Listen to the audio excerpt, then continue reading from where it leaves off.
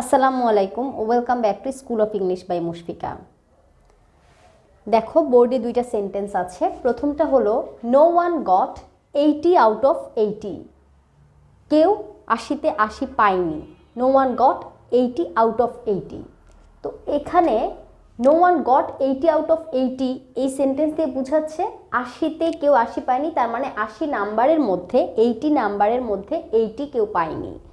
পরের সেন্টেন্সটা দেখো, the computer is out of work. তাহলে এইখানে কি বোঝাচ্ছে? আউট অফ ওয়ার্ক, কম্পিউটারটা আর কোনো কাজ করছে না, কম্পিউটারের কোনো সমস্যা যে সেটা দিয়ে এখন কোনো কাজ হচ্ছে না, এই জন্য the computer is out of work. তাহলে আউট অফ দিয়ে তোমরা এখানে দুই রকম বাক্য দেখলে। এরকম আউট অফের আরও অনেক ব্যবহার আছে। চলো আজকের ক্লাস থেকে আমরা আউট অফের কিছু ব্যবহার দেখে নিই। আউট অফ মূলত একটা প্রেপোজিশন। কোনো কিছু কোন জিনিসটা দিয়ে তৈরি হয়েছে বা কি থেকে তৈরি হয়েছে বোঝাতেও আউট অফ ইউজ করা হয়। যেমন this hat is made out of wool. এই টুপিটা উল থেকে তৈরি করা হয়। This hat is made out of wool. তাহলে আউট অফ দিয়ে কোনো কিছু কি থেকে তৈরি হয় সেটা বোঝায়। কোনো অবস্থায় নেই বোঝাতে আউট অফ ব্যবহৃত হয়। যেমন Zahid is out of his town. তার মানে জাহিদ এখন তার শহরে নেই। Zahid is out of his town. আবার ডাক্তারদের একটা কমন কথা থাকে, the patient is out of danger. তার মানে রোগীর অবস্থা এখন আশঙ্কামুক্ত বা সে এখন বিপদসীমার বাইরে।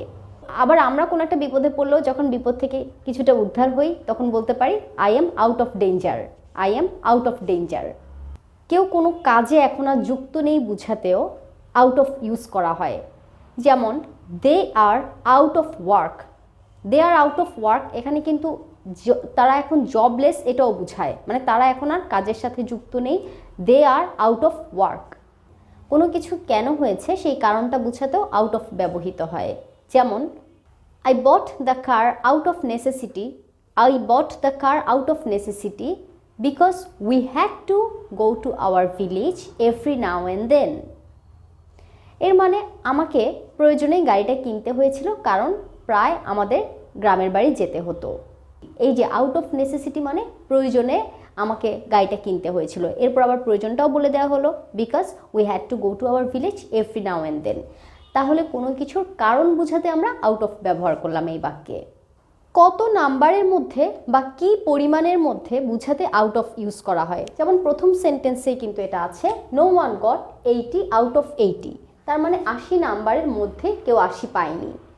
এরকম আরেকটা বাক্য দেখি, 4 out of 10 people said they wanted to গো।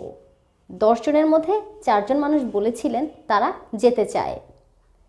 তাহলে 10 জনের মধ্যে 4 জন বোঝাতে কি বললাম? 4 আউট অফ 10। যেরকম এখানে 80 আউট অফ 80। তাহলে কোনো সংখ্যা বা কোনো পরিমাণের মধ্যে বোঝাতে আউট অফ ইউজ করা হয়। কোনো একটা কাজে আর ইনভলভমেন্ট নেই বোঝাতে আউট অফ আমরা ইউজ করি। যেমন he decided to get out of acting. সে অভিনয় থেকে বের হয়ে আসার সিদ্ধান্ত নিয়েছিল। He decided to get out of acting. He decided, সে সিদ্ধান্ত নিয়েছিল। He decided to get out of acting, সে অভিনয় থেকে বের হয়ে আসার সিদ্ধান্ত নিয়েছিল। ঠিক একই বাক্যটা আমরা যদি একটু অপোজিটভাবে দেখি, সে অভিনয়ে যুক্ত হওয়ার সিদ্ধান্ত নিয়েছিল। He decided to gate into acting. He decided to gate into acting.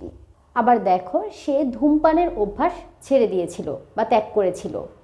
এখানে নেই বোঝাচ্ছে, তার অভ্যাসটা আর ছিল না। He got out of the habit of smoking. He got out of the habit of smoking. He got out of the habit of smoking. তার মানে সে ধূমপানের অভ্যাস থেকে বের হয়ে এসেছিল। আবার দেখো, আমি ঘড়ি থেকে ব্যাটারিগুলো নিয়ে নিলাম। এটা কিন্তু ঘড়িতে ব্যাটারিগুলো ছিল, আমি বের করে নিলাম। এখানেও আমরা আউট অফ প্রেপোজিশনটা রাখতে পারি। যেমন I took the batteries out of the clock. I took the batteries out of the clock. আবার কেউ কোনো জায়গা থেকে বের হয়ে আসলো, এখানেও আউট অফ হয়। যেমন লোকটি বাড়ি থেকে বের হয়ে এসেছিল এবং গাড়িতে চড়ে বসলো বা গাড়িতে উঠলো। A man came out of the house. A man came out of the house. লোকটি বাড়ি থেকে বের হয়ে আসলো। অ্যান্ড গট ইনটু আ কার, এবং একটি গাড়িতে উঠলো। তাহলে আজকের এই ক্লাসে তোমরা আউট অফের বিভিন্ন ব্যবহার দেখলে। তোমরাও এখন এই ধরনের নতুন কিছু বাক্য তৈরি করো। Thanks for watching this lesson. আসসালামু আলাইকুম।